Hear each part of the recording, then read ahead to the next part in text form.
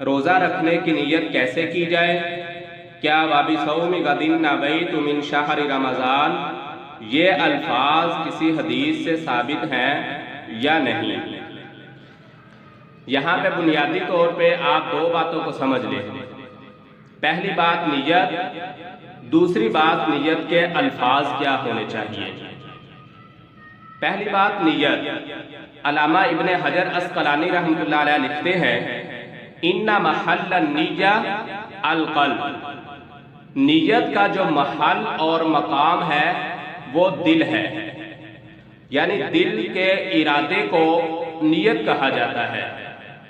اب جس وقت آپ سحری کے لیے اٹھے ہیں یا آپ سحری کھا رہے ہیں تو آپ کس نیت سے اٹھے ہیں؟ کس نیت سے آپ کھانا کھا رہے ہیں؟ روزہ رکھنے کی نیت سے ہی آپ اٹھے ہیں، روزہ رکھنے کی نیت سے ہی آپ سحری کھا رہے ہیں۔ لہٰذا جب آپ اس نیت سے ہی اٹھے ہیں اور کھانا کھا رہے ہیں تو آپ کا روزہ ہو گیا، آپ کو مزید کوئی الفاظ ادا کرنے کی ضرورت نہیں ہے۔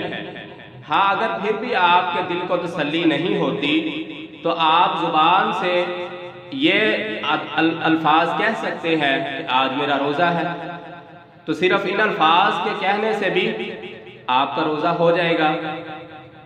اور اس کے بعد یہ جو الفاظ ہیں وَبِصَوْمِ غَدٍ نَوَيْتُ مِنْ شَهْرِ رمضان، جو تقریباً ہر کیلنڈر کے اوپر لکھے ہوتے ہیں اور اوپر لکھا ہوتا ہے روزہ رکھنے کی نیت، تو یہ روزہ رکھنے کی نیت نہیں ہے، یہ الفاظ محض عربی کے الفاظ ہیں اور کسی بھی صحیح حدیث سے یہ الفاظ ثابت نہیں ہیں۔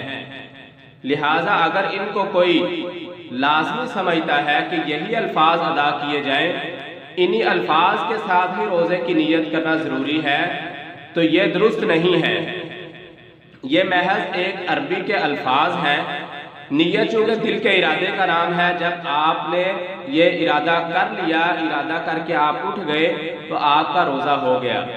لہٰذا اس دعا کو لازمی سمجھنا، لازمی سمجھ کر اس کو ادا کرنا یہ درست نہیں ہے۔ یہ الفاظ کسی بھی صحیح حدیث سے ثابت نہیں ہے۔